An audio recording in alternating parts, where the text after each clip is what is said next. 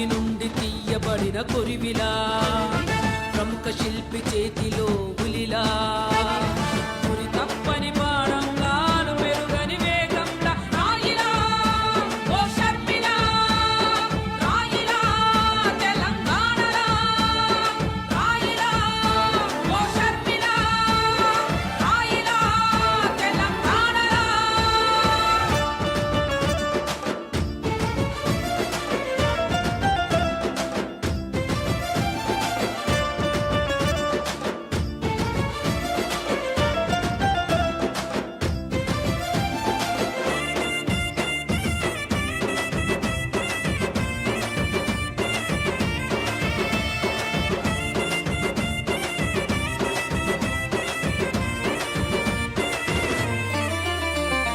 రాజంటే సేవకుడని అర్థమయ్యేలా ప్రజలే ప్రభుత్వమని కలసిపోయిలా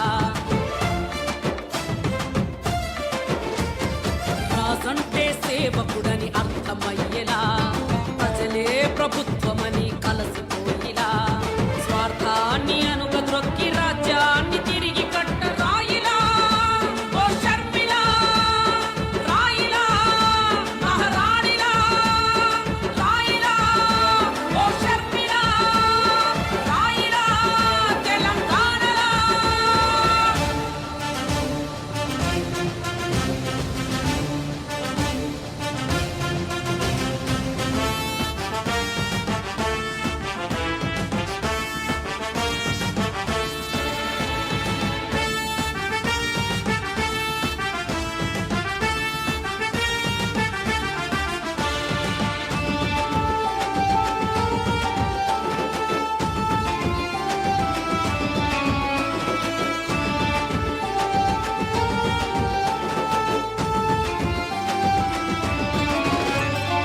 ఎదురు దెబ్బలెన్నైనా ధైర్యమే కదా రాజన్న బిడ్డగా నీకున్నదే కదా మీకోసం నేను నిలబడతా, మిమ్మల్ని కూడా నిలబెడతా.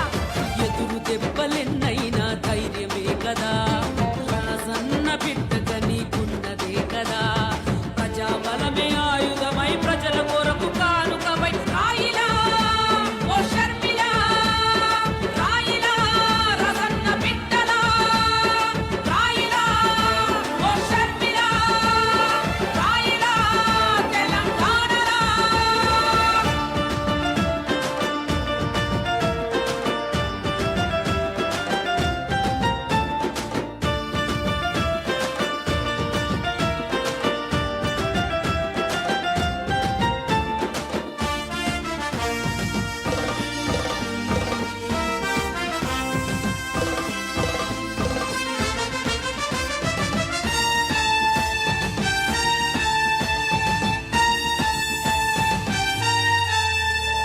నిరుత్సాహ మాటలన్నీ నిలువున దొక్కే దైన గుండెతో ముందుకి అడుగే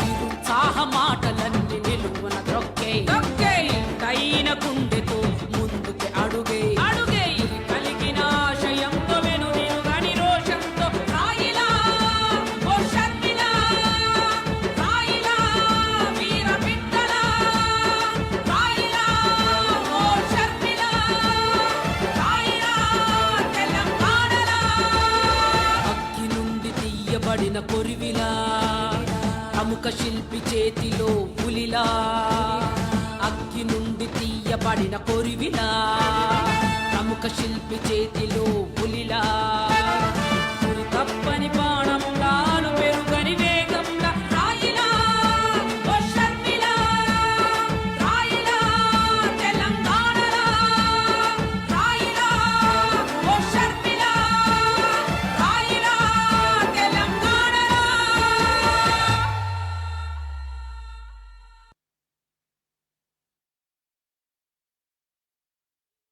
తీయబడిన కొరివిలా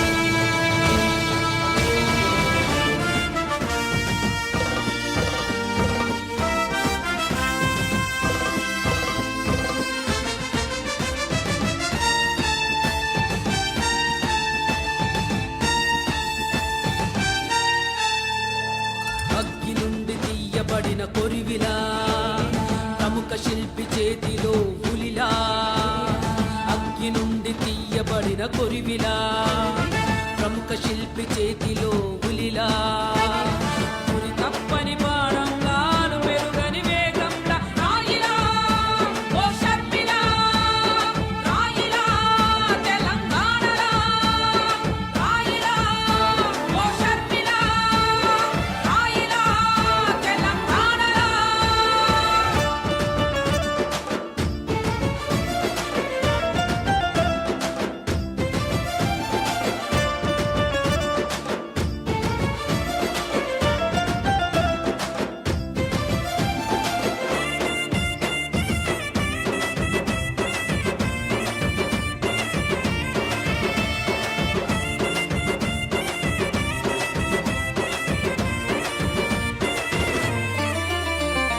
రాజంటే సేవకుడని అర్థమయ్యేలా ప్రజలే ప్రభుత్వమని కలసిపోయిలా రాజంటే సేవకుడని అర్థమయ్యేలా ప్రజలే ప్రభుత్వమని కలసిపోయిలా స్వార్థాన్ని అనుగద్రొక్కి రాజ్యాన్ని తిరిగి కట్ట రాయిలా ఓ షర్మిలా రాయిలా మహారాణిలా రాయిలా ఓ షర్మిలా రాయిలా తెలంగాణలా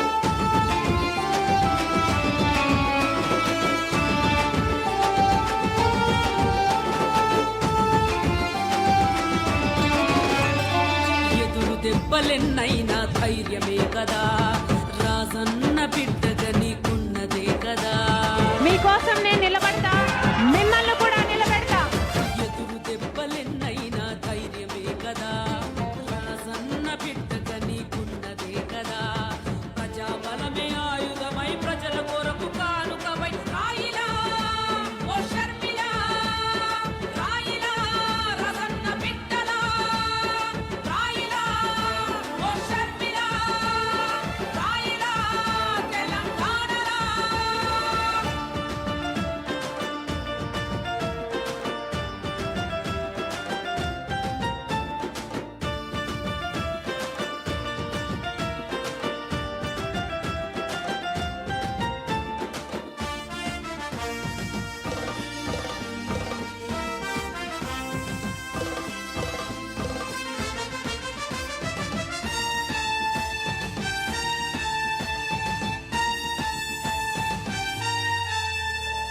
నిరుత్సాహ మాటలన్నీ నిలువున దొక్కే దైన గుండెతో ముందుకి అడుగే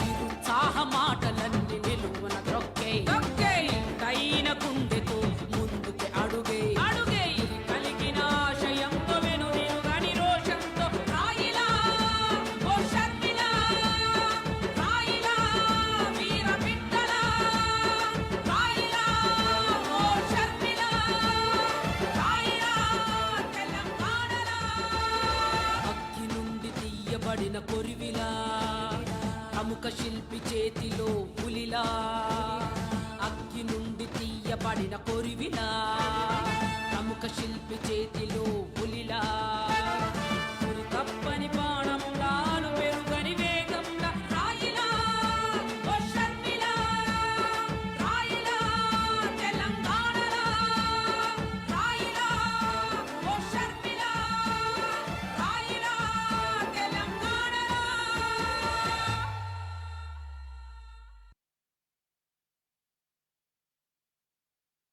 అగ్గి నుండి తీయబడిన కొరివిలా ప్రముఖ శిల్పి చేతిలో పులిలా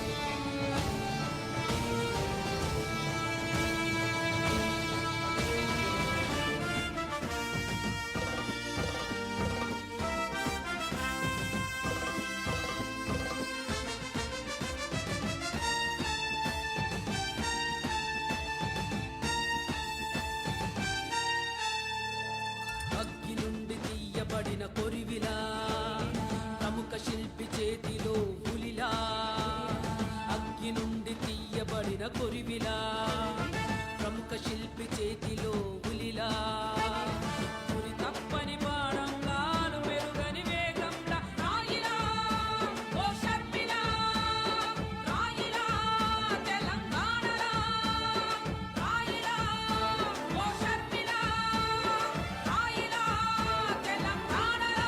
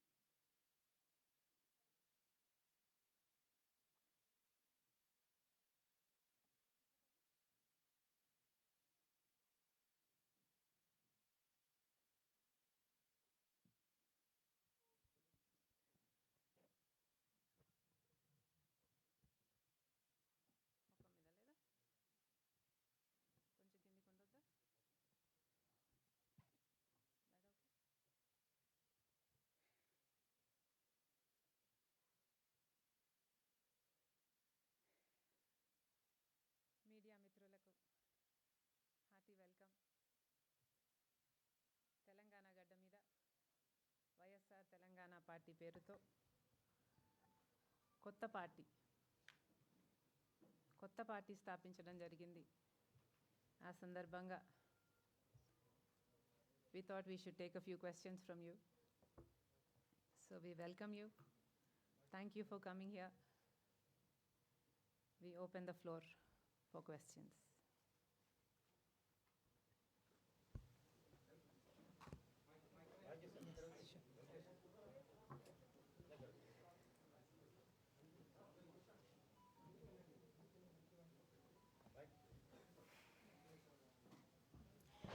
By the way, మీరు స్పెసిఫిక్గా నా పక్కనున్న వాళ్ళకు క్వశ్చన్స్ పోస్ట్ చేయాలనుకుంటే క్వశ్చన్ వాళ్ళకి అని చెప్పి పోస్ట్ చేయండి.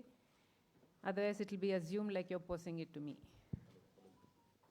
Hello. I want to ask you one question.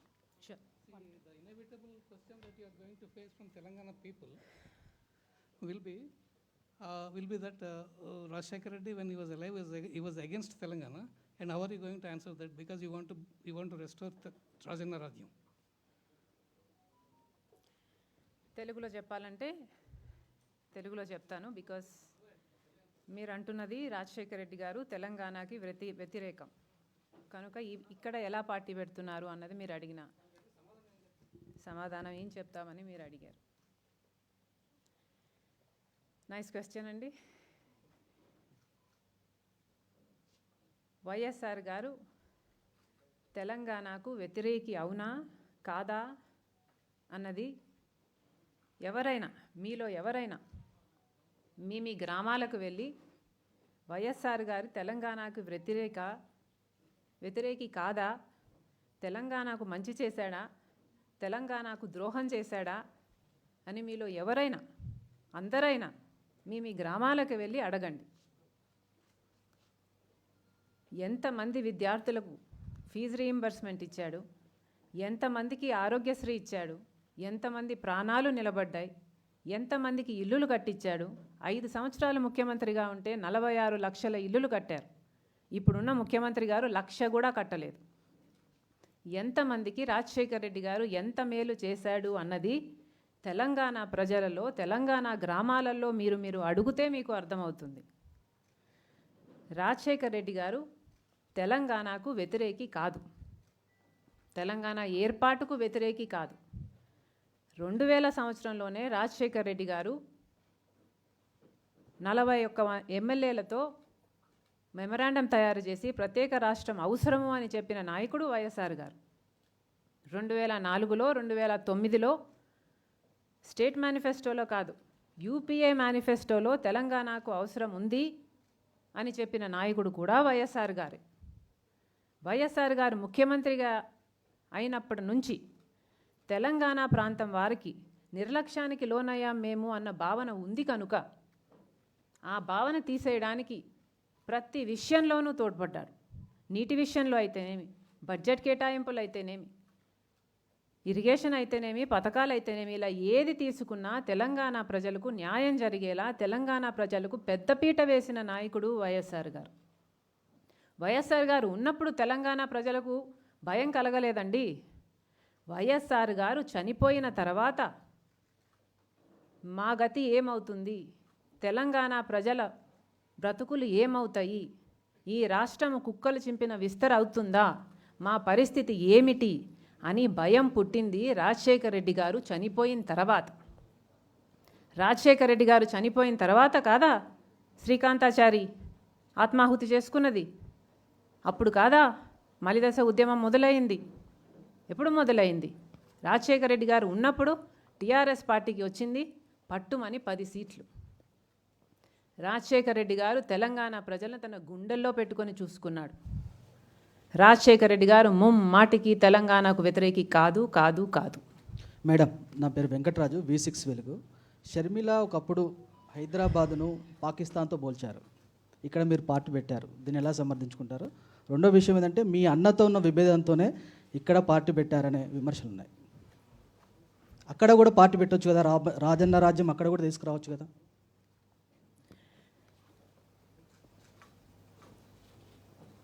Not everybody has the prerogative of taking a side. Anna, not everybody in life has the privilege of choice. చాలామంది ఉద్యమంలో పాల్గొన్నారు, కొంతమంది ముందుండి నడిపించారు. ఉద్యమంలో పాల్గొనని వాళ్లకు తెలంగాణపై ప్రేమ లేదు అనడము అన్యాయం. తెలంగాణ సంక్షేమం కోసం, తెలంగాణ సుఖంగా ఉండాలని అనుకున్న వాళ్ళల్లో చాలామంది వాళ్ళ విధంలో వాళ్ళ ఆలోచనలకు మేరకు తెలంగాణ మంచి కోరుకున్నారు. మేము ఎప్పుడూ తెలంగాణకు వ్యతిరేకము అని అనలేదు, తెలంగాణ అవసరము అనే అన్నాం. రికార్డులు చూసుకోండి అన్నా మీరు. తెలంగాణ అవసరము అనే అన్నాము, తెలంగాణ ఇవ్వాలి అనే అన్నాము. కాకపోతే అందరినీ టేబుల్ మీద కూర్చోపెట్టండి, అందరికీ న్యాయం జరిగేలా వాళ్ళని కన్విన్స్ చేసి తెలంగాణ ఇవ్వండి, అవసరము అనే చెప్పడం జరిగింది.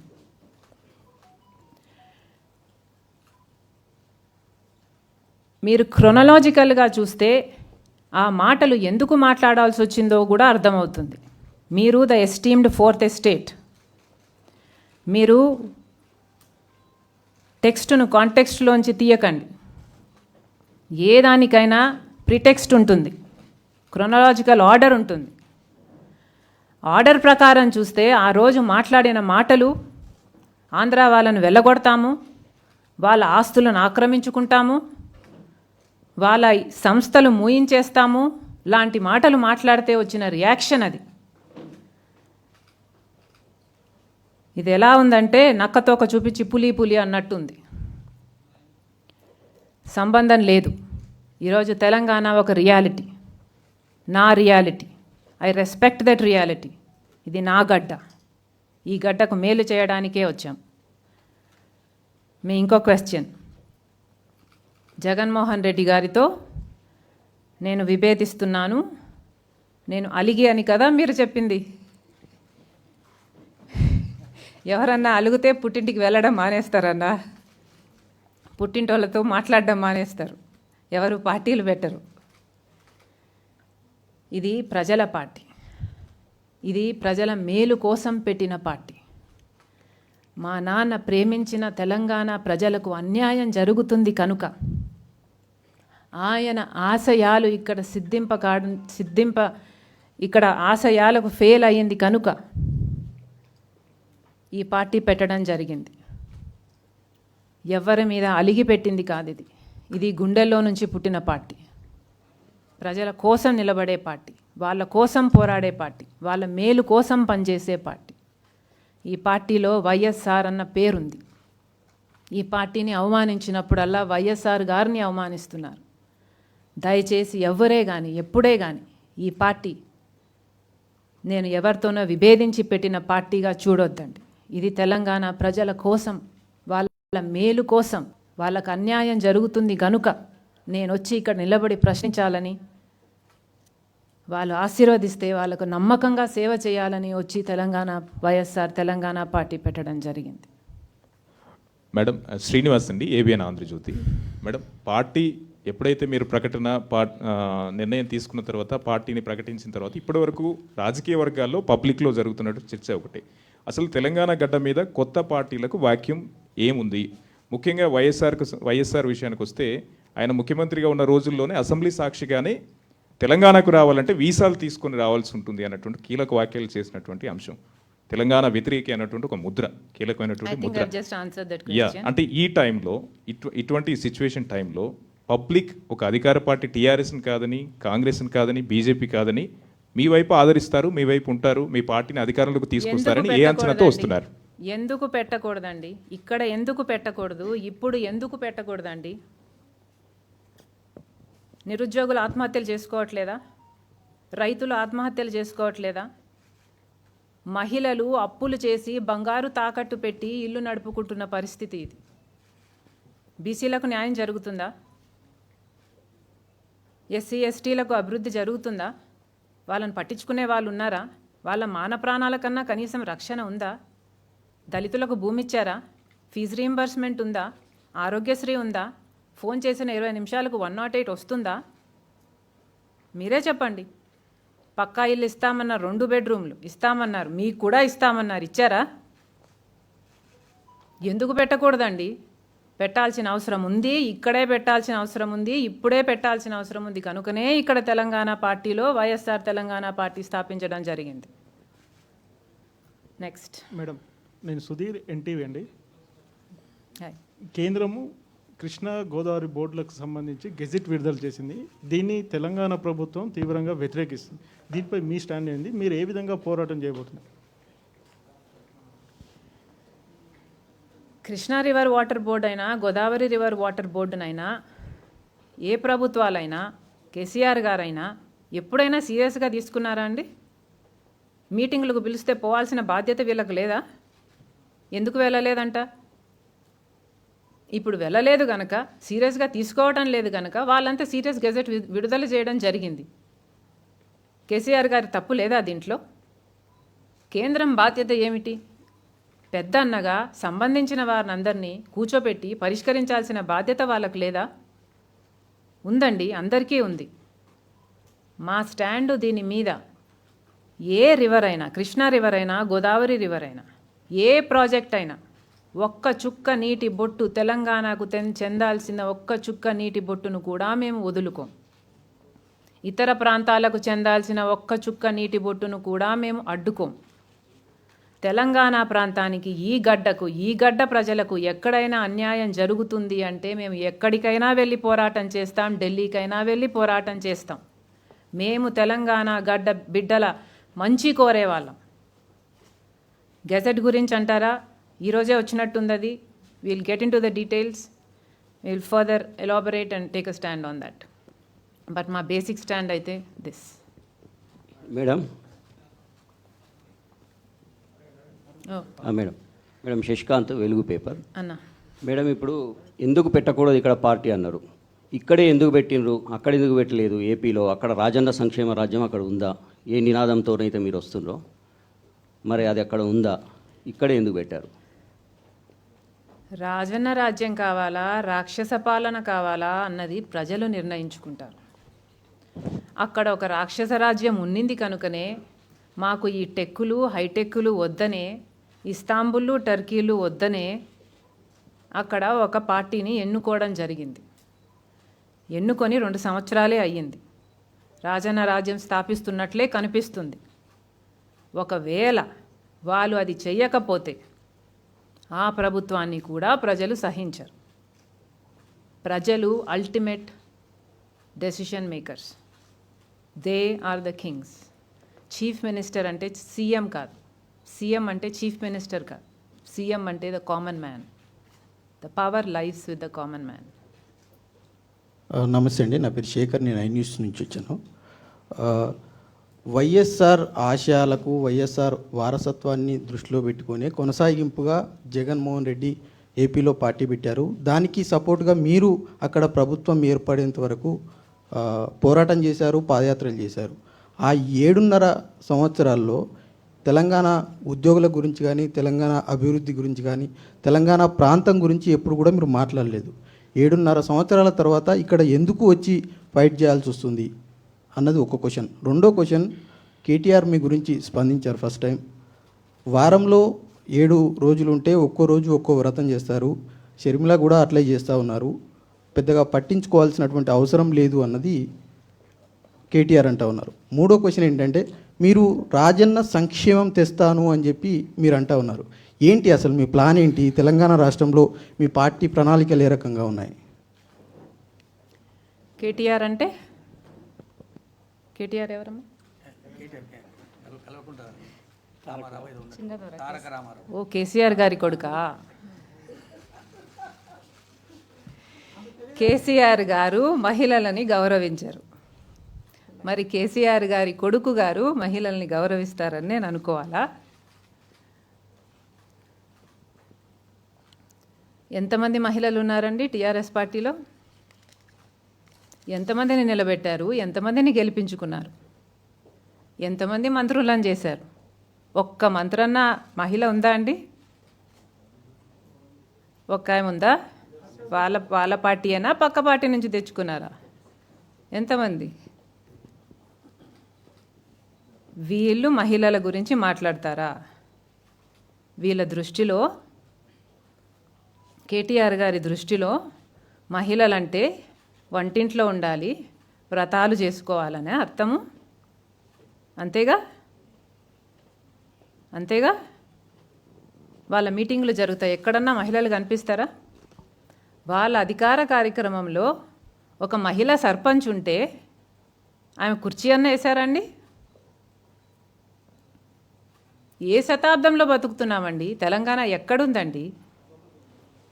మహిళలు ఎక్కడున్నారండి? ఏం గౌరవిస్తున్నారండి? సో ఈరోజు మహిళలు వ్రతాలు చేసుకోవాలి అని తేల్చారు పెద్ద మనుషులు. సరే, మేము ఆడవాళ్ళం కదా, మేము వ్రతాలే చేస్తాం అనుకుందాం. నేను వ్రతమే చేస్తున్నాను అనుకుందాం. నిరుద్యోగుల కోసం వారానికి ఒకసారి నిరాహార దీక్ష చేస్తూ అన్నం మెతుకు ముట్టకుండా నేను వ్రతం చేస్తున్నాననే అనుకుందాం. మరి పెద్ద మొగోడు కదా కేటీఆర్ గారు, ఏం చేస్తున్నారండి? అధికారంలో ఉన్నారు కదా, ఏం చేస్తున్నారండి?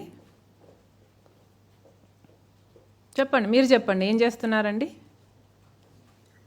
మన రాష్ట్రంలో ఖాళీగా ఉన్న, కొత్త జిల్లాలుగా ఏర్పడి ఖాళీగా ఉన్న ఉద్యోగాలు అన్నీ కలుపుకుంటే 3,85,000 ఉద్యోగాలను భర్తీ చేయాల్సి ఉంటుంది కేసీఆర్ గారు.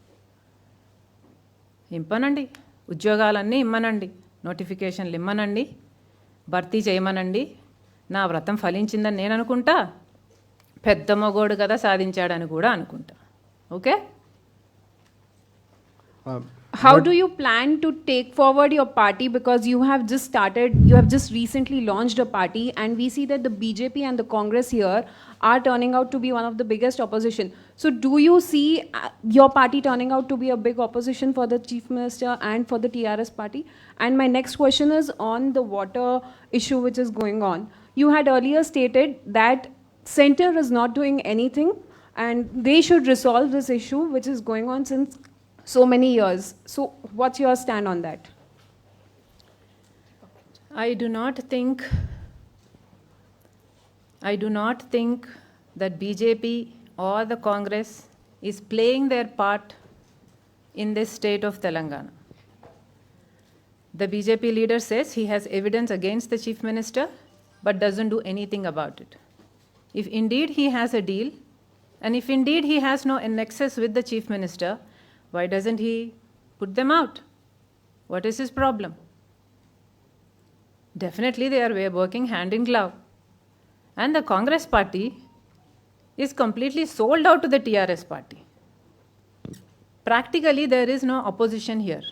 Without our party, before our party, there is no opposition, there was no opposition in Telangana. KCR was a dictator and there was no one to question him. Our party came up with the idea of standing against the government. We are the only opposition in Telangana. I am very sure that we will gather all those people together who are not happy with the KCR. What would be your government. strategy, sir? What would be your strategy for coming forward then? Our strategy will be to fight for the problems of the people. Our strategy is to tell them that we are for them. Our strategy is to stand by them, and given a chance, we are going to work for their good. And what about the water issue? KCR has been the chief minister since 7 years and has done nothing to resolve the issues of water.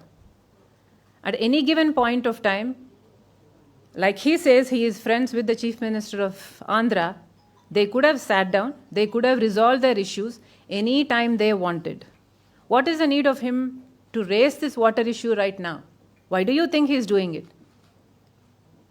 It's political. It's clearly political. I'm sure there are water boards. I'm sure they will do their job. I'm sure that we will come to a solution. As for us, if a solution is not arrived, if Telangana stands hurt, then we are going to stand up for the people and fight for the rights of the people of Telangana. Exactly, that is our stand. We will stand for the people, for the rights of the people of Telangana.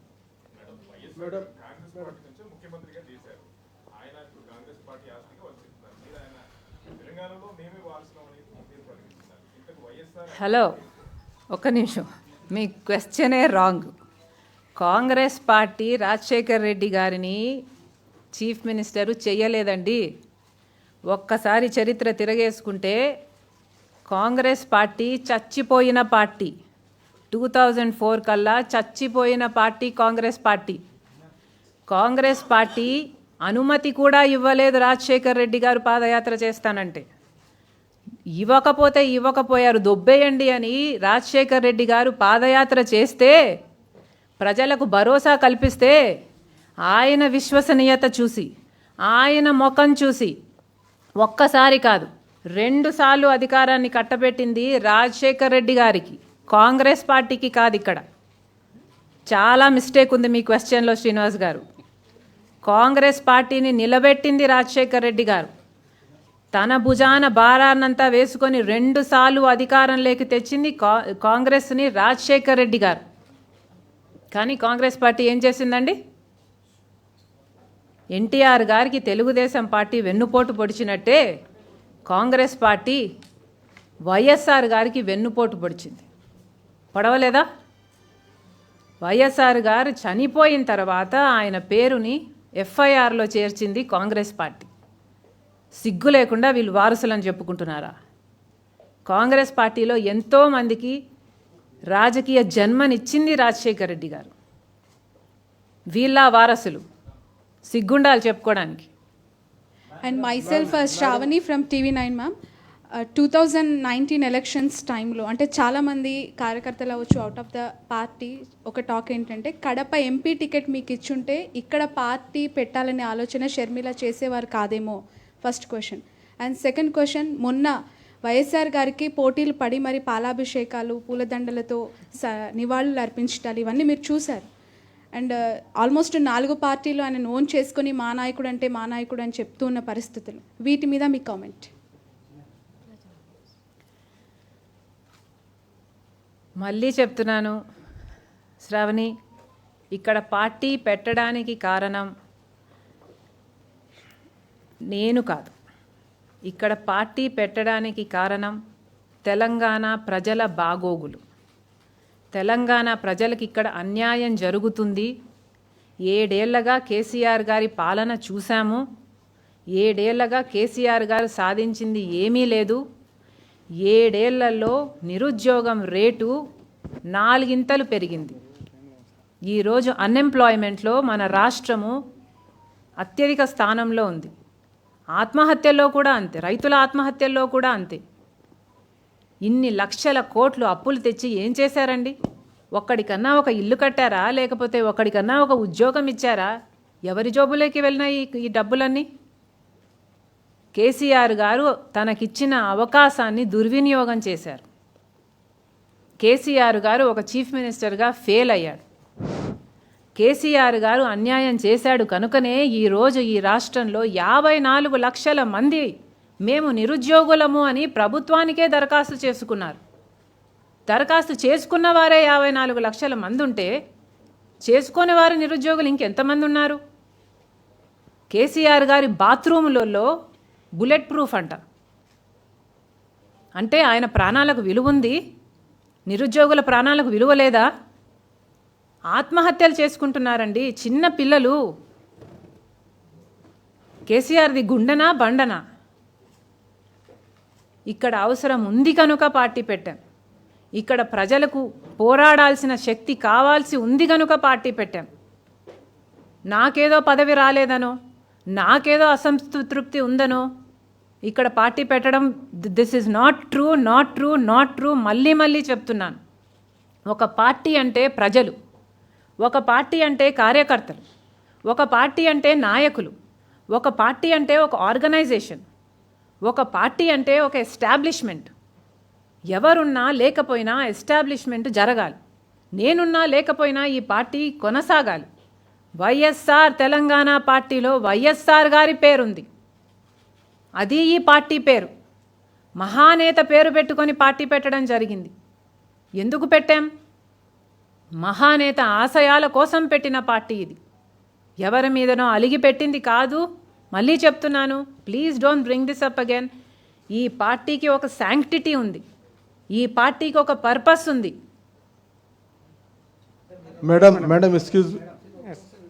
Madam excuse me.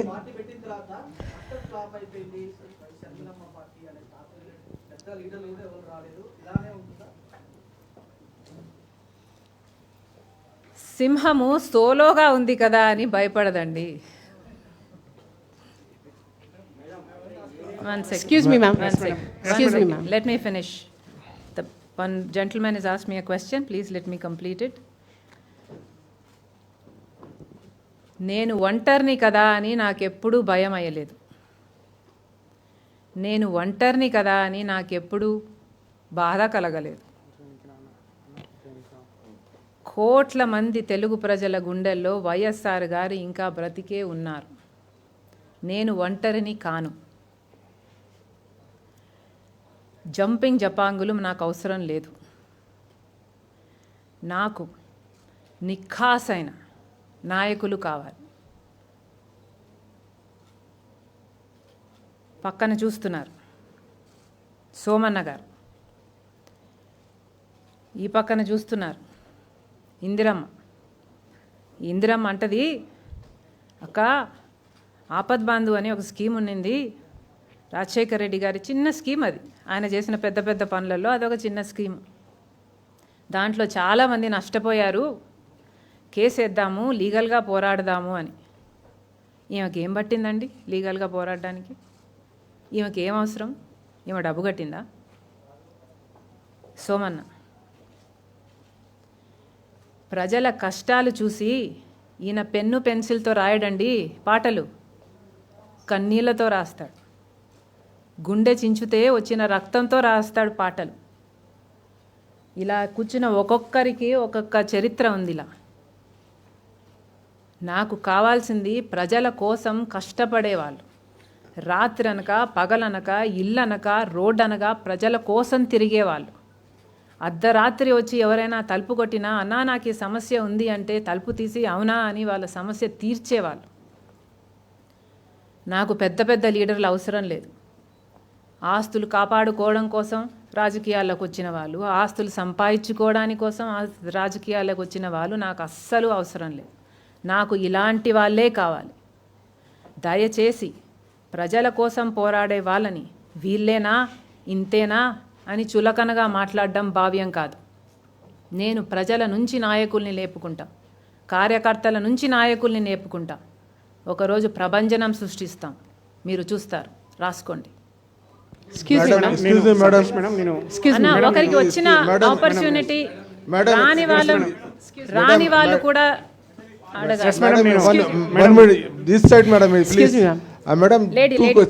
సమానత్వం అండి. Thanks, ma'am. Sri Bala from Times of India. Hello. Yeah. I have two questions for you. Sure. One is whatever the ideological stance whichever political party has, like your party has some, you have been explaining. Ultimately, the purpose or the whatever, the moving forward of any party is decided by the performance in the elections. My immediate question is, are you contesting Huzurabad? And if not, why? Second question. You have been talking, you have been proclaiming, you have been claiming, you have been talking about the legacy of your father. That your party only owns the legacy of your father. It's understandable and it's taken.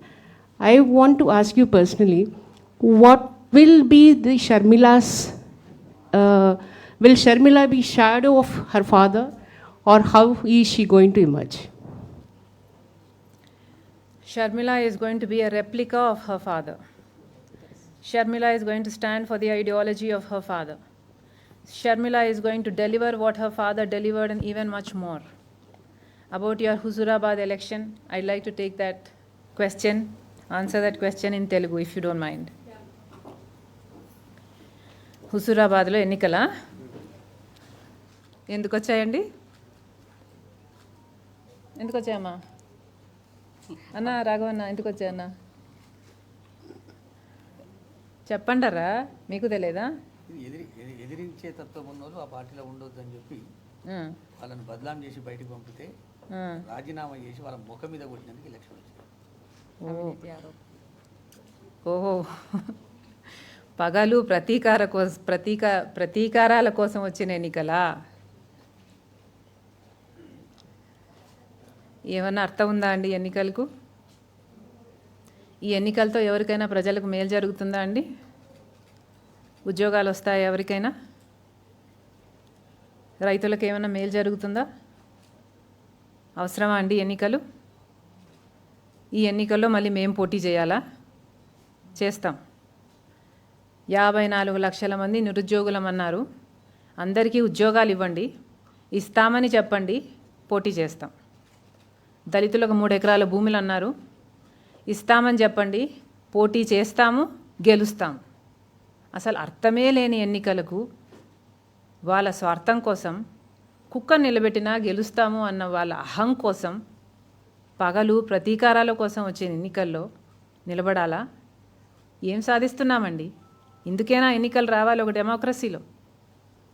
అసలు అర్థమే లేదండి దీనికి. Madam here Habib from INN channel.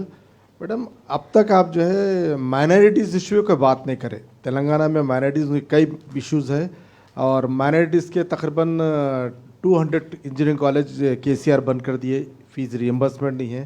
और दूसरा question madam, Rajshekhar Reddy Telangana के लिए अपने CM के पीरियड में क्या काम किए जो इसको हाईलाइट कर सकते हैं आप?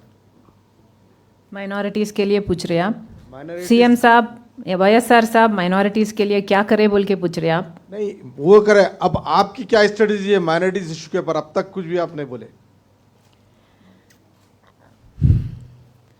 మైనారిటీస్ గురించి రాజశేఖర్ రెడ్డి గారు ఎంత తప్పించారో మీకు తెలుసు. రాజశేఖర్ రెడ్డి గారు మైనారిటీస్కు 4% రిజర్వేషన్ కల్పిస్తే ఎంతోమందికి ఉపాధి హామీలు, ఎంతోమందికి ఉపాధి అవకాశాలు, ఎంతోమందికి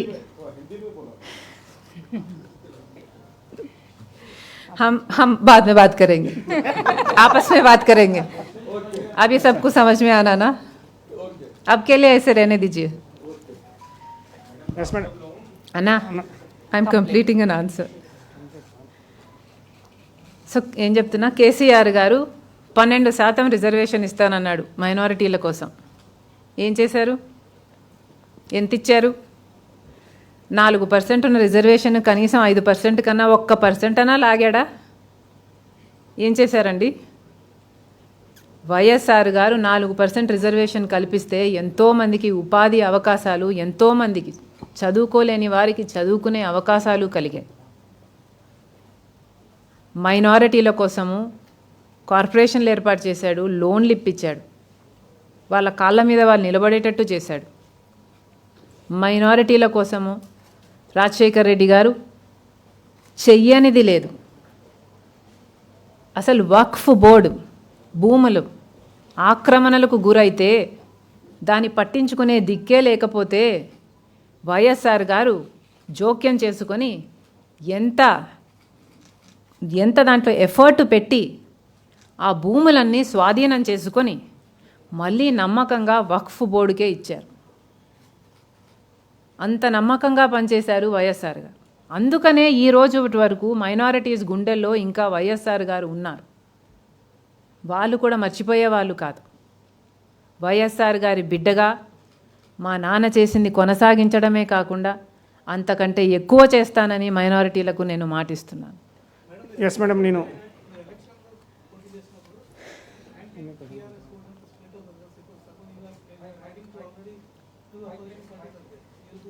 Anna, I've just answered that question. There is not going to be opposition because there is no opposition. వాళ్ళందరూ కుమ్మక్కయ్యారు. BJP is working hand in glove with TRS. Congress party is a sold out party. There is no opposition. We are the only opposition. Madam, Sandeep Reddy 60 madam. అయితే 2014 వరకు ఉమ్మడి రాష్ట్రంలో Congress party అధికారంలో ఉంది. కానీ 2014 ఎన్నికల్లో ఏదైతే వైఎస్ఆర్ టీపీ ఇప్పుడు పెట్టారు, అప్పుడు ఎందుకు పెట్టలేరు మేడం? సెకండ్ క్వశ్చన్, ఇప్పుడు మీరు పాదయాత్ర చేస్తూ అంటారు, ఏదైతే గతంలో వైఎస్ రాజశేఖర రెడ్డి గారు చేవేల నుండి పాదయాత్ర, అదే సెంటిమెంట్ మీరు కొనసాగిస్తారా? కేసీఆర్ గారు ఒక ఉద్యమకారుడు. కేసీఆర్ గారు ఉద్యమకారునిగా నాకు చాలా గౌరవం ఉంది. కేసీఆర్ గారు 2014లో ముఖ్యమంత్రి అయ్యారు. నేను నిజంగానే కేసీఆర్ గారు మంచి చేస్తాడనే నమ్మాను. కానీ రాను రాను పోను పోను చూస్తూ ఉంటే కేసీఆర్ గారిలోని నియంత బయటపడ్డాడు. కేసీఆర్ గారిలోని దొర బయటపడ్డాడు. ఇప్పుడు పెద్ద పెద్ద గడిలు, పెద్ద పెద్ద గ్రిల్లులు వైఎస్ఆర్ గారు ఉన్నప్పుడు ఎవరు పడితే వాళ్ళు సీఎం హౌస్కు వాకిన్, ఎవరైనా వెళ్ళొచ్చు, ఏమైనా మాట్లాడచ్చు, ఏమైనా అడగచ్చు. మంత్రులు, ముఖ్యమంత్రులు అయితే నేరుగా సీఎం ఆఫీస్ రూమ్లకే వెళ్ళేవాళ్ళు. ఇప్పుడు ఎలా ఉందండి? మంత్రులు, ఎమ్మెల్యేలు, ఎంపీలు కూడా, గెలిచిన వాళ్ళు కూడా గేటు బయట నిలబడి అపాయింట్మెంట్ కోసం బిచ్చం ఎత్తుకుంటున్నారు. అది ఇప్పటి కేసీఆర్ గారు. Frankly speaking, I am disappointed with what KCR has turned out to be. KCR గారు నాతో పాటి కోట్ల మంది ప్రజలను, తెలంగాణ ప్రజలను డిసప్పాయింట్ చేశాడు. ఎస్, పాదయాత్ర వైఎస్ఆర్ గారి చేవెళ్ళ నుంచి మొదలుపెట్టినట్టుగానే మేము కూడా చేవెళ్ళ నుంచే మొదలుపెట్టాం. You have been claiming that you are the only opposition party in Telangana. But on the other hand, Congress is time and again saying that you are not even as a close competitor to them. And the second question is, Congress has been saying that apart from speaking about YSR, late YSR, there is no proper political agenda for YSRTP. How would you react to that? That's absolutely false. There is an amazing political agenda for YSR Telangana party. If you had attended our launch, you would know what all we stand for, what our agenda is. There is absolutely no opposition in Telangana other than YSR Telangana party. Congress and BJP are totally sold out to KCR. Yes madam, ప్రస్తుతం హైదరాబాద్లో ma'am అంటే ఉద్యోగాలు notification అనేది ఇవ్వట్లేదని చెప్పి మీరు voice ప్రభుత్వానికి ప్రశ్నించే ఒక పార్టీ అపోజిషన్ లేదు, ఐఎమ్ ద ఓన్లీ అపోజిషన్ అని చెప్పి రావడం జరిగింది. ఉద్యోగస్తులకు నోటిఫికేషన్ సంగతి పక్కన పెడితే ఇప్పటి వరకు చేస్తున్నటువంటి కాంట్రాక్ట్ అండ్ అవుట్సోర్సింగ్ ఉద్యోగస్తులు ఎవరైతే ఉన్నారో వాళ్ళలో 52,515 మందిని తీసి పక్కన పెట్టడం జరిగింది, ఇంక్లూడింగ్ నర్సెస్, ఆర్టీసీ ఎంప్లాయీస్, ఇలా అనేక మంది ఉన్నారు. వాళ్ళకి మీరు ఏ విధంగా భరోసా ఇవ్వబోతున్నారు? First question. And second one is, RTC ఆస్తులను కూడా ప్రభుత్వం అమ్మబోతోంది, కార్మికులకు ఏ విధంగా భరోసా ఇవ్వబోతున్నారు? మీరు అడిగింది నిరుద్యోగ సమస్య అన్నది మన రాష్ట్రంలో చాలా ప్రధానమైన సమస్య. ఈరోజు అన్ఎంప్లాయ్మెంట్లో మన రాష్ట్రం అత్యధికంలో ఉంది, వన్ ఆఫ్ ది హైయెస్ట్ స్టేట్స్లో ఉంది. 7 ఏళ్లలో 4 ఇంతలు పెరిగింది అన్ఎంప్లాయ్మెంట్. ఇంత తీవ్రంగా సమస్య ఉన్నా కూడా కేసీఆర్ గారు ఎప్పుడూ దీని మీద దృష్టి పెట్టలేదు. 2018లో అనుకుంటా రైట్ ఆఫ్ ఇన్ఫర్మేషన్ కింద ఒక ఇన్ఫర్మేషన్ అడిగినప్పుడు ప్రభుత్వం చెప్పింది 3 లక్షల ఉద్యోగస్తులు ఉన్నారు అని. ఈ మధ్య పే రివిజన్ కమిషన్ చెప్పింది అవసరమైన ఉద్యోగస్తులు 4,91,000 అని. అంటే 4,90,000 అవసరము, 3 లక్షలు ఉన్నారు. ఖాళీగా ఉన్న ఉద్యోగాలు 1,91,000 ఉద్యోగాలు ఖాళీగా ఉన్నాయని అర్థం. వాళ్ళ ప్రకారం తీసుకున్న 1,91,000 ఖాళీగా ఉంటే ఇప్పుడు కేసీఆర్ గారు చెప్తున్నది 50,000 ఉద్యోగాలను భర్తీ చేస్తామని. అది కూడా ఎందుకు చెప్తున్నారు? మేము నిరాహార దీక్షలు చేస్తే దిగొచ్చి చెప్తున్నారు.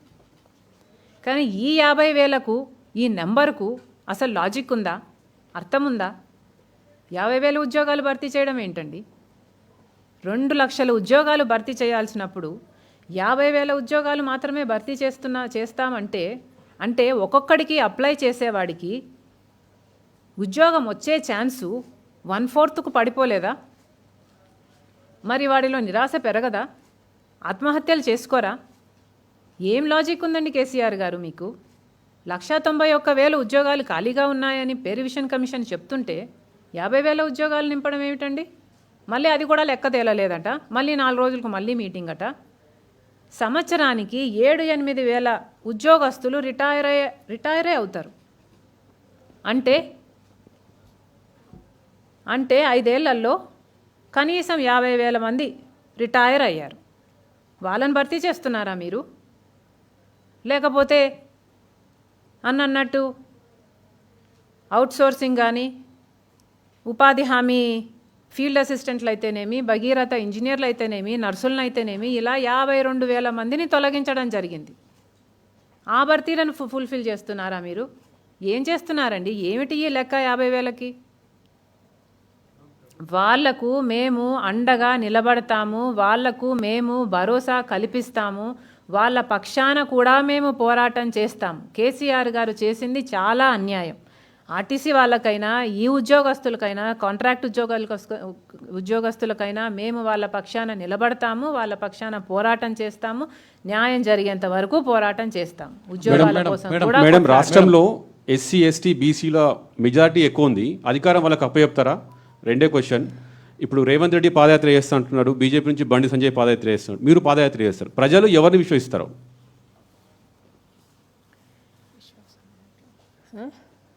హరీష్ రావు అన్నాడా?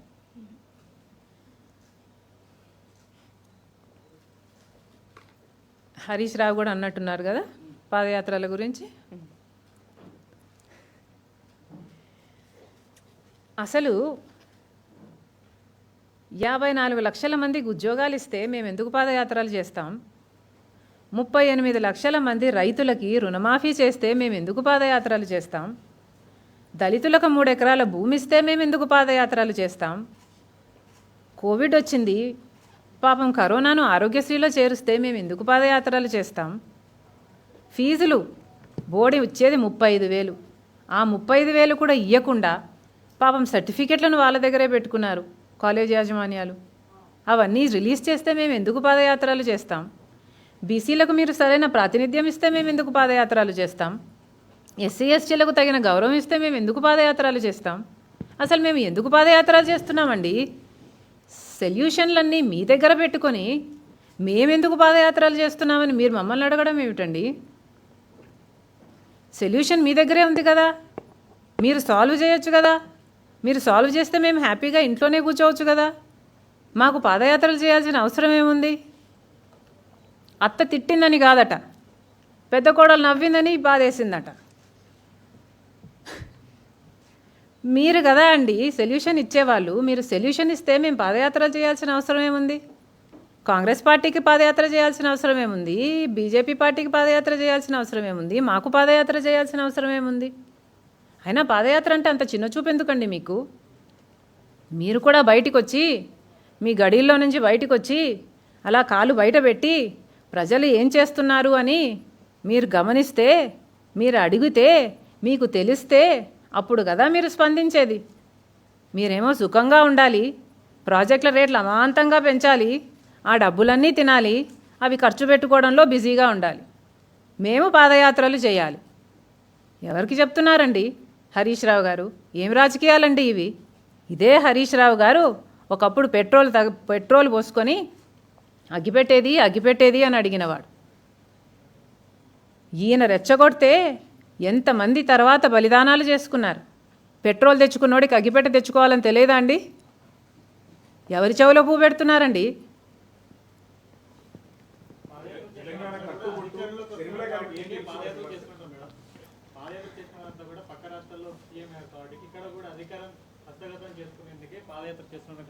పాదయాత్రను కించపరచకండి. పాదయాత్రకు సిగ్నేచర్ వైఎస్ఆర్ గారు. పాదయాత్ర చేసిన వాళ్ళని గౌరవించడం నేర్చుకోండి. పాదయాత్ర ఆషామాషి కాదు. ఆ ఎండలో పడి తిరిగితే ఎవరికైనా అర్థమవుతుంది. శ్రీనివాస్ ఒక్క నిమిషం, ఆయన ఏదో అడిగాడు.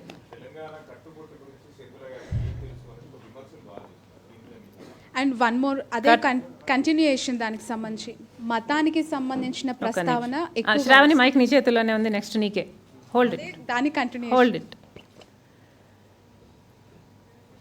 తెలంగాణ కట్టుబొట్టు గురించి నేనేం తెలుసుకోవాలండి కొత్తగా? అబిట్స్లో స్కూల్కి వెళ్ళిన అమ్మాయికి ఎంత తెలుసో నాకు అంత తెలుసు. మెహదీపట్నంలో డిగ్రీ చేసిన యువతికి ఎంత తెలుసో నాకు అంత తెలుసు. హైదరాబాద్ అబ్బాయిని పెళ్లి చేసుకుంటే ఎంత తెలుసో నాకు అంత తెలుసు. హైదరాబాద్లో 2 పిల్లల్ని కంటే ఎంత తెలుసో ఒక మహిళకు నాకు అంతా తెలుసు. హైదరాబాద్ బొట్టు తెలుసు, హైదరాబాద్ కట్టు తెలుసు, తెలంగాణ బోనం తెలుసు, తెలంగాణ బతుకమ్మ తెలుసు, ఇక్కడ ఇరానీ చాయ్ తెలుసు, దిల్కుష్ తెలుసు, బిర్యానీ తెలుసు, సమ్మక్క సారక్క తెలుసు, మెదక్లో చర్చ్ తెలుసు, సింగరేణి తెలుసు, నేతలను లేసే చీరలు తెలుసు. ఇంకేం తెలుసుకోవాలండి? అంటే నేను ఇక్కడ దాన్ని కాను, నాకేమి తెలియదు అని కదా మీ భావం? ఎందుకు నన్ను అలా చూస్తారండి? నేను ఇక్కడ చదువుకున్నాను, ఇక్కడ బతికాను, ఇక్కడ బిడ్డలను కన్నాను, నా భర్త ఇక్కడ వాడే, నన్ను ఎందుకు పరాయిదానిగా చూస్తారండి? మీ ఇళ్ళల్లో ఆడోళ్ళు లేరా? మీ అమ్మగారిది ఏ ఊరు? శ్రీనివాస్ గారు, మీ అమ్మగారిది ఏ ఊరు అండి? మీది? మీ నాన్నగారిది? వరంగలేనా? అడ్రస్లు వేరేనా? ఒకే ఇల్లేనా? మీ అమ్మగారిది మీ ఇల్లు అదా ఇదా అంటే మీ అమ్మగారు ఏమంటారండి? అంతే కదా? మరి ఏం మాట్లాడుతున్నారండి? శ్రావణి, తెలంగాణకి సంబంధించి ఇక్కడ ఉన్న సంస్కృతి సంప్రదాయాలు అవ్వచ్చు అంటే చాలా కాలం నుంచి బోనము రాష్ట్ర పండుగ అండ్ బతుకమ్మ కూడా చాలా పెద్ద ఎత్తున చేస్తూ ఉన్న సందర్భాల్లో షర్మిలకి సంబంధించిన కుల ప్రస్తావన, ఒక మతానికి సంబంధించిన ప్రాబల్యంలో తన పాత్ర ఉంది, తన భర్త పాత్ర ఉందనే కమెంట్స్పై మీ రియాక్షన్ ఏంటి? అండ్ 2014 and 19 మీరు వెళ్ళి మీ అన్నగారికి ప్రచారం చేశారు. ఇన్ ఫ్యూచర్ మీ అన్నగారిని మీ ఎలక్షన్స్ ప్రచారంలో కావచ్చు, మీ పార్టీ యాక్టివిటీస్లో ఇన్వైట్ చేసే అవకాశం ఉందా? మేము ఇద్దరము 2 డిఫరెంట్ ప్రాంతాలను రిప్రజెంట్ చేస్తున్నాము. We will stay committed to our causes and to our territories. మీరు అడిగిన ఫస్ట్ క్వశ్చను నా మతం గురించి. నాకు ఇక్కడ వాళ్ళ ట్రెడిషన్స్ గురించి తెలియవని, ఇక్కడ పెరిగిన దాన్ని నేను. ఈద్కి షీర్ కుర్మా ఒక ఫ్రెండ్ ఇంటికి వెళ్ళి తినిన దాన్ని, బతుకమ్మ బోనాలకు ఒక ఫ్రెండ్ ఇంటికి వెళ్ళి చేసిన దాన్ని. నా మతం గురించి అడుగుతున్నారు. ప్రతి ఒక్కరికి ఒక మతం ఉంటుంది. మీకు మీ మతం ఉంటుంది, నాకు నా మతం ఉంటుంది. శ్రావణి గారు, మీ మతం ఏమిటండి? చెప్తల్లి, చెప్పు నానా. 1 సెకండ్ చెప్పు నానా. నీ మతము హిందూయిజమా? ఓకే, నిన్ను ఒక హిందూ మత రిపోర్టర్గా రమ్మన్నామా తల్లి, లేకపోతే TV9 రిపోర్టర్గా రమ్మన్నామా? మతంతో ఏం పనమ్మా? నా మతం నాది, నీ మతం నీది. ఇంట్లో నువ్వేం చేసుకుంటే నాకే, నా ఇంట్లో నేనేం చేసుకుంటే మీకే. I'm saying that my party is a secular party. మతాలకు కులాలకు అతీతం. నాకు మతాన్ని అంటగట్టద్దండి. నాకు కులాన్ని అంటగట్టద్దండి. I'm beyond all this. అదే మా నాన్న మాకు నేర్పించాడు. వీఆర్ బియాండ్ కులం, వీఆర్ బియాండ్ మతం. ఓకే, షర్మిల గారు, మీరు ఉమ్మడి రాష్ట్రంలో ఉన్నప్పుడు జగనన్న విసిరిన బాణం షర్మిల అన్నారు. ఇప్పుడు చాలా చర్చ జరుగుతుంది, ఏ పార్టీ విసిరిన బాణం షర్మిల ఇప్పుడు అని. అంటే ఎవరో ఒకరు బాణంగా విసిరితేనే నేను రావాలనా? అంటే ఒక ఆడది, ఒక తండ్రో, ఒక అన్నో ఎవడన్నా ఏదన్నా పుష్ చేయకపోతే, ఎంకరేజ్ చేయకపోతే ఎవడు ఏది చేయలేదనా? ఏమిటని? ఎందుకండి నేను ప్రజల బాణంగా ఉండకూడదా? ప్రజల బాణంగా ఉండాలనే తెలంగాణలో పార్టీ పెట్టా. నేను తెలంగాణ ప్రజల బాణాన్ని.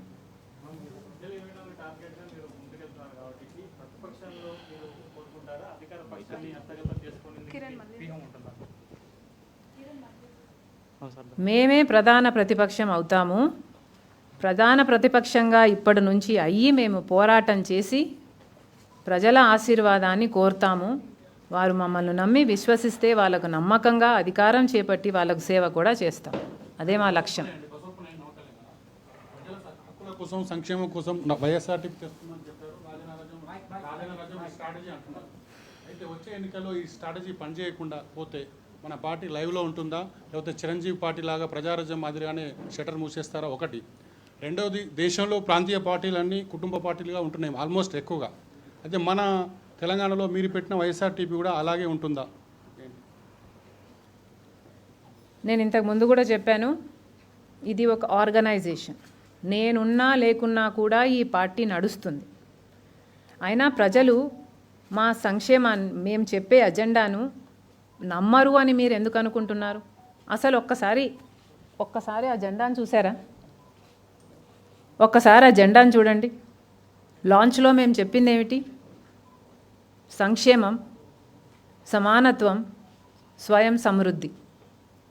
నీలిరంగు అంబేద్కర్ గారి ఫిలాసఫీ సమానత్వానికి చిహ్నం.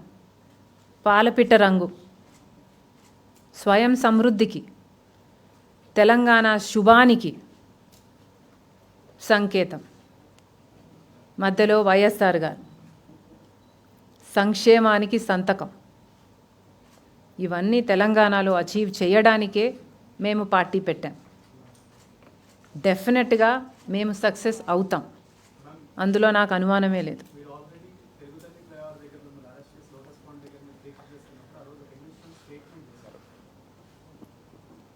ఏదో ఒక రోజు నేనే ముఖ్యమంత్రిని అవుతాను తెలంగాణకి, చూస్తూ ఉండండి అని.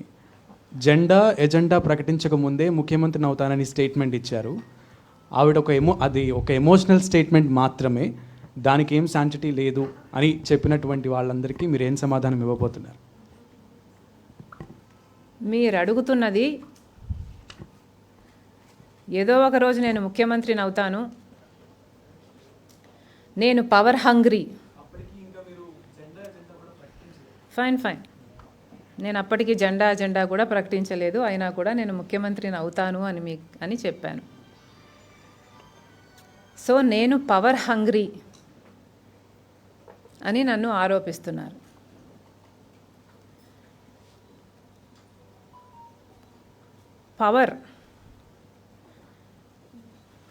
పవర్ అనేది ఇప్పుడున్న టైంలో పవర్ అనేది ఇక్కడ మిస్యూజ్ అవుతుంది.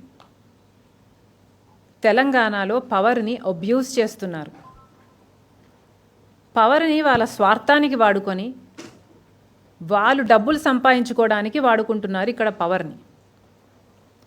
పవర్ని అలాంటి వాళ్ళ చేతుల్లో నుంచి తీసుకోవాలి అంటే, పవర్ని మిస్యూజ్ కాకుండా ఆపాలి అంటే, పవర్ని అబ్యూజ్ చేయకుండా ఆపాలి అంటే, అలాంటి వారి చేతిలో నుంచి పవరు తీసేసుకోవాలి. నిజమైన పవర్ ఉండాల్సింది ప్రజల చేతుల్లో. ప్రజల గుండెల్లో ఉండం కదండి నిజమైన పవరు. అది కదండి కావాల్సింది ఎవరికైనా కూడా. ఎక్కడో రీసౌండ్ అవుతుంది. పవర్ని మిస్యూజ్ కాకుండా ఆపడం, పవర్ని అబ్యూజ్ కాకుండా ఆపడం, పవర్ని ప్రజల చేతుల్లో పెట్టడమే మా లక్ష్యం. ఆ దిశగా ఒకవేళ నా చేతుల్లో పవర్ ఉంటే నేను న్యాయం చేస్తాను, ప్రజలకు న్యాయం చేయగలను అన్న నమ్మకం నాకు ఉంది కనుకనే ఆ రోజు ఆ మాట అనడం జరిగింది. అన్న ఒక విషయం చెప్తాను, నేను వైఎస్ఆర్ గారిని, మా నాన్నగారిని 30 ఏళ్ళు 30 years he worked for the people in public life. 30 సంవత్సరాలలో 25 సంవత్సరాలు ఆయనకు పవర్ లేదు. 25 సంవత్సరాలు ఆయన చెయ్యని కష్టమంటూ లేదు. ఎంతగా తప్పించారో ప్రజలకు మేలు చేయాలి అని, వాళ్ళకి ఇది రావట్లేదు అని ఎంతమంది నాయకుల దగ్గరికి వెళ్ళి ఇది చెయ్యండి, ఈ ప్రాజెక్టు చేయండి, ఈ పని చేయండి, ఈ పథకం చేయండి, ఎంతమందిని అడిగాడో. అదేదన్నా చేస్తే వైఎస్ఆర్ గారికి పేరు వస్తుందని ఎంతమంది దాన్ని చెయ్యకుండా మానేశారో. ఎన్ని మంచి పనులు అలా తను చెయ్యాలనుకొని చెయ్యలేకపోయాడో నేను కల్లారా చూసిందాన్ని. కానీ అన్న, లాస్ట్ 5 ఏళ్ళు వైఎస్ఆర్ గారికి అధికారం వచ్చింది. 5 ఏళ్లలో కసి తీరా, తనివి తీరా తను చెయ్యాలనుకున్నది అంతా చేసి చూపించాడు వైఎస్ఆర్ గారు. అది పవర్కున్న పవర్, అది ఆ కుర్చీకున్న పవర్. నేను కోరుకుంటున్నది ప్రజలకు మేలు చేయాలని. నా గుండెలో నిజాయితీ ఉంది, ప్రజలకు మంచి చెయ్యాలి అన్న తపన ఉంది. నా గుండెలో ఈ ప్రజలకు నా జీవితాన్ని అంకితం చేయాలి అన్న భావన ఉంది. ఈ గడ్డ మీద పార్టీ పెట్టాను. ఈ గడ్డ బాగు కోరడం నా బాధ్యత. ఈ గడ్డ బాగు కోసం నా ఆఖరి ఊపిరి వరకు పనిచేస్తాను. ఒకవేళ ఇమోషన్లో ఆ మాట అనుంటే ఆ మాట నేను వెనక్కి తీసుకోవటం లేదు. I'm not power hungry. నేను చూడని పవర్ లేదు, నేను అనుభవించని భోగం లేదు, నేను చూడని అధికారం లేదు. 15 ఏళ్ల కిందే నేను సీఎం కూతుర్ని. I'm not power hungry. నేను ప్రజలకు మేలు చేయాలి, అందుకోసమే పార్టీ పెట్టాను, అదే చేస్తాను, అందుకోసమే ఇక్కడ ఉన్నాను. అధికారాన్ని ప్రజల్లో చేతులు పెట్టడానికి పార్టీ పెడుతున్నానన్నారు. అయితే మీరు సొంత వ్యూహంతో ముందుకెళ్తారా? ప్రశాంత్ కిషోర్ లాంటి వాళ్ళని వాడుకుంటారా? ప్రశాంత్ కిషోర్ లాంటి వాళ్ళని వాడుకోవడంలో తప్పేముంది? Why not? మాకు అసిస్ట్ చేస్తే వై నాట్? మేడం, తెలంగాణ రాష్ట్రంలో ఏ నియోజకవర్గం నుంచి మీరు పోటీ చేయబోతున్నారు? ఇంకా అనుకోలేదు, ఏదో ఒకటైతే చేయాలి. మేడం మేడం మేడం మేడం మీరు 100 రోజులు అన్నాం కదండి మేడం.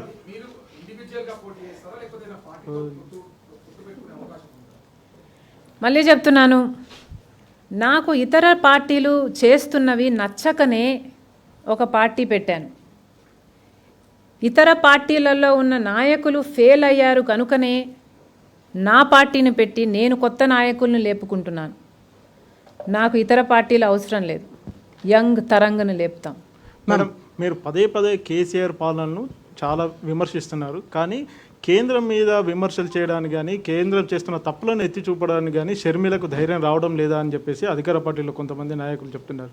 ఈ విషయానికి సంబంధించి కేంద్రంలో చాలా తప్పులు జరుగుతున్నాయని చెప్పేసి మిగతా రాష్ట్రాలు కూడా ఇక్కడ బీజేపీ పార్టీ పెద్ద ఫోర్సు కాదు, అందుకనే మేము పెద్దగా మాట్లాడడం లేదు. బీజేపీ పార్టీ ఒక మతతత్వ పార్టీ, దాని గురించి ఏం మాట్లాడాలి? అంటే విభజన చట్టంలో చాలా వరకు తెలంగాణకు రావాల్సిన చాలా అంశాలు ఉన్నాయి, వాటిపై ఎందుకు మీరు ఇప్పటి వరకు ఎందుకు మాట్లాడలేదు? కేంద్రం మీద ఎందుకు మాట్లాడలేదు? కేంద్రం నుంచి కొట్లాడి తెచ్చుకోవాల్సింది కేసీఆర్ గారు. మేము కూడా కొట్లాడాల్సిన అవసరం ఉంటే ఢిల్లీకి వెళ్ళి కొట్లాడతాం, అందులో మేమేం సంకోచించాం. కానీ హ్యాండ్ ఇన్ గ్లవ్ పనిచేస్తున్నది కేసీఆర్ గారు బీజేపీతో. మమ్మల్ని తప్పు పట్టడానికి వాళ్ళకు అర్హతే లేదు.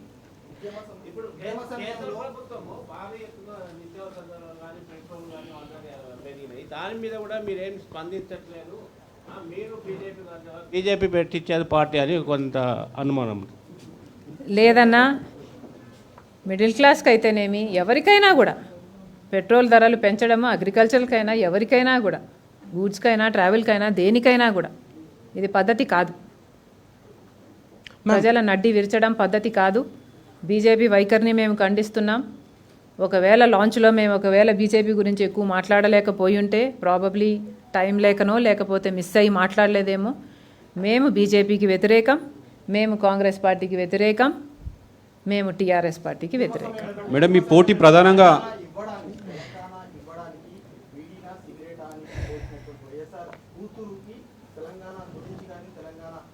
సమస్యల గురించి కానీ మాట్లాడే హక్కు లేదని తెలంగాణ టీఆర్ఎస్ నేతలు అంటారు. I think I answered that question. అసలు మీకు పోటీ ఎవరు మేడం? టీఆర్ఎస్కి ప్రధాన ప్రతిపక్షం కాంగ్రెస్ అంటోంది, అటు బీజేపీ మేమే ప్రధాన ప్రతిపక్షం అంటున్నారు. ఇప్పుడు వచ్చి మీరు ప్రతి సందర్భంలో కూడా కేసీఆర్ని కార్నర్ చేస్తూ నిరుద్యోగుల కోసం ఫైట్ చేస్తున్నారు, రైతుల సంక్షేమం కోరుకుంటున్నారు, మళ్ళీ రాజన్న రాజ్యం అంటున్నారు. Exactly what is your stand on this? మళ్ళీ చెప్తున్నాము, BJP party is working hand in glove with TRS. Congress party ఇంతవరకు టీఆర్ఎస్ పార్టీకి అమ్ముడు పోయిన పార్టీ. ఇప్పుడు కొత్తగా చంద్రబాబు గారు కొనుక్కున్న పార్టీ కనుకనే ఆయన సీఈఓను రేవంత్ రెడ్డి గారిని దానికి పార్టీ ప్రెసిడెంట్గా చేశారు. ఆ పార్టీలో ఉన్న వాళ్ళకే అది విలీనమా, లేకపోతే కలిసి అలయన్సా, మేము తెలుగుదేశమా, మేము కాంగ్రెస్సా అర్థం కాని పరిస్థితిలో ఉన్నారు. అంత దయనీయ పార్టీ గురించి నేనేం మాట్లాడాలి? మొన్న రేవంత్ రెడ్డి గారు ఇంకో మాట కూడా అన్నారట. ఏది? నేను అన్నాక తెలుగుదేశమాన్ని తీసుకొచ్చి కాంగ్రెస్ పార్టీకి నాయకుడిని చేసుకున్నారు, ఇంత దరిద్రమైన పరిస్థితి పట్టింది కాంగ్రెస్ కన్నా నేను అనిన తర్వాత రాజశేఖర్ రెడ్డి గారు కూడా ఇంకొక పార్టీ నుంచి వచ్చారు కదా అని చాలా తెలివిగా మాట్లాడని అనుకుంటున్నాడేమో. రాజశేఖర్ రెడ్డి గారు ఇంకో పార్టీ నుంచి రాలేదు. రాజశేఖర్ రెడ్డి గారు పార్టీ విలీనమైంది కాంగ్రెస్ పార్టీతో. రాజశేఖర్ రెడ్డి గారు ముఖ్యమంత్రిగా ప్రజాసేవలో రాజశేఖర్ రెడ్డి గారు ప్రజాసేవలో 30 ఏళ్ళు ఉన్నాడు. ఆయనతో పోల్చుకుంటున్నాడు ఈ రేవంత్ రెడ్డి. ఓహోహో, ఈయన 2 ఏళ్ళు కాంగ్రెస్లో ఉన్నాడో లేదో కాంగ్రెస్ పార్టీకి ప్రెసిడెంట్ అయిపోయి జనాలకి ఏం అర్థం కావట్లేదు అనుకొని ఎందుకు అయ్యాడండి Congress party president? Telugu Desam party Congress పార్టీని కొనుక్కుంటే ఈయన ప్రెసిడెంట్ అయ్యాడు. దానికి ఎవరికి అర్థం కావట్లేదండి రాజకీయాలు. మేడం 54 లక్షల ఉద్యోగాలు భర్తీ చేస్తే హుజరాబాద్లో పోటీ చేస్తామన్నారు. అసలు 54 లక్షల ఉద్యోగాలు భర్తీ అవుతాయా? సెకండ్ క్వశ్చన్, జంపింగ్ జపాంగ్లకు నా పార్టీలో స్థానం లేదన్నారు, కానీ మీ లెఫ్ట్ అండ్ రైట్ ఇద్దరు కూడా వేరే పార్టీల నుంచి వచ్చిన వాళ్ళే. దీనికి ఏంటి సమాధానం? జంపింగ్ జపాంగ్లు అంటే ఏమిటో తెలుసా? వాళ్ళకి ప్రజలకు చేయాలని చిత్తశుద్ధి ఉండదు. అక్కడికి వెళ్తే మాకు మేలు జరుగుతుంది, అక్కడికి వెళ్తే మా పబ్బం గడుస్తుంది, అక్కడికి వెళ్తే మా ఆస్తులు కాపాడుకోవచ్చు, అక్కడికి వెళ్తే మా మీద కేసులు పెట్టరు అనుకునేవాళ్ళు. అలాంటి అడ్వాంటేజెస్ ఏవి మా దగ్గర లేవు. వీళ్ళు ఉన్నారు అంటే ఎందుకున్నారో కూడా మీకు ఇందాక ఎక్స్ప్లెయిన్ చేశాను. వీళ్ళకున్న చిత్తశుద్ధి చూసిన తర్వాతే ఇక్కడ నా లైట్లో నా లెఫ్ట్లో కూర్చున్నారు వీళ్ళు. వేరే పార్టీలో ఎమ్మెల్యేలు ఎంపీలు అయ్యారు కదా, వారంతా కూడా మీ దగ్గర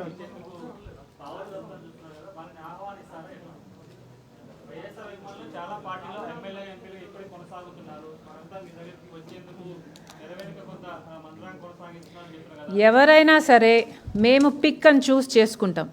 నికాసైన నాయకుల్ని మాత్రమే మా పార్టీలోకి ఆహ్వానించుకుంటాం. అయిపోయింది, ఇంకేమి ఇంపార్టెంట్. మేడం ఒక చిన్న క్వశ్చన్ మేడం, భవిష్యత్తులో మేడం అడగని వాళ్ళకి ఇవ్వండి అవకాశము. మేడం ఢిల్లీ సరిహద్దుల్లో రైతుల ఆందోళన జరుగుతుంది. ఢిల్లీ సరిహద్దుల్లో మేడం మహిళ ఇక్కడన్నా పాపం అవకాశాలు ఇద్దాం. షర్మిల గారు ఒక్క మాటలో ఏ సమాధానం చెప్తారు? ఈ పార్టీ రాజన్న సంక్షేమ పాలన మళ్ళీ తిరిగి తీసుకురావడం కోసం. రాజన్న సంక్షేమంలో అభివృద్ధి కూడా ఉంది.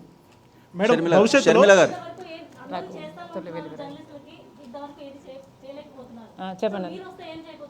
భవిష్యత్తులో ఏపీ ముఖ్యమంత్రి అక్కడి ప్రజల నమ్మకాన్ని కోల్పోతే అక్కడ కూడా మీ పార్టీ స్థాపిస్తారా?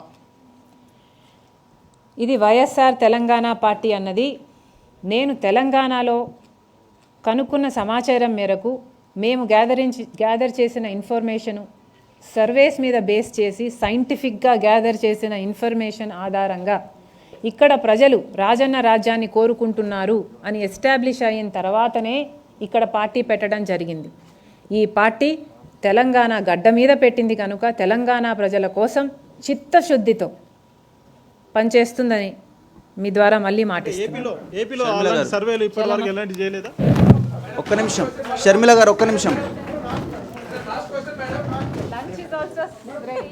షర్మిల గారు ఒక్క నిమిషం. ఐఎమ్ రఘు. షర్మిల గారు